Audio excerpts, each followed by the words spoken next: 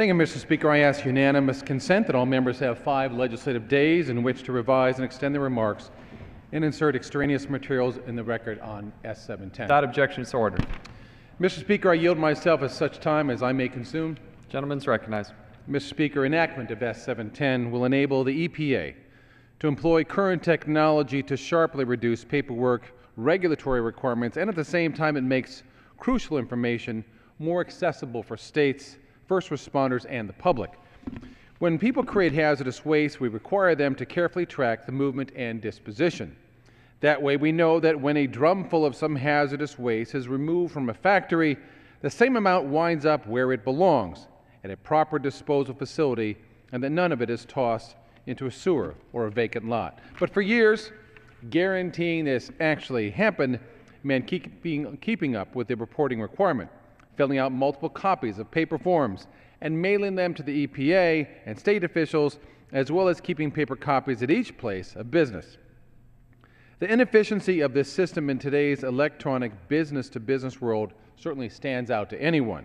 In fact, we learned of a case when first responders arrived at the scene of a chemical plant fire and needed to know what substances were inside the plant before they started fighting the fire.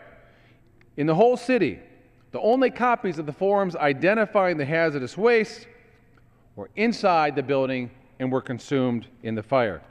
Now, there's got to be a better way. With an electronic system, instead of filling out long forms and mailing them, the critically needed data can be sent wherever it is needed with a few computer keystrokes. State regulators, first responders, and others will be able to pull it up on their computers and track the materials in real time.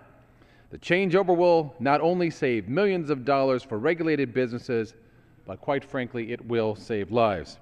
So even though the e-manifest system in S710 is funded by user fees, I want to note it will not be a burden on small businesses. Users pay only when and to the extent they file manifests. Otherwise, the new system will work like the old paper system. The process to identify discrepancies in shipments is preserved. And Mr. Speaker, S710 was a good bill when it arrived here from the other body, but we made it better. First, we converted it from so-called mandatory spending to discretionary. That will allow our colleagues on the Appropriations Committee an annual chance to review the program and make sure that money collected from users and money spent on the system is only enough to get the job done. Next, working with our friends from the Committee on Transportation and Infrastructure, we added language to help the EPA harmonize its changeover to electronic filing with the Department of Transportation. DOT also has its own requirements for handling and reporting hazardous materials, and we want the agencies to talk to each other and their computers to speak the same language. So, Mr. Speaker, I urge the House to send S710 as amended back to the other body where we expect it to be approved without further amendment so that the President can sign it into law. Thank you.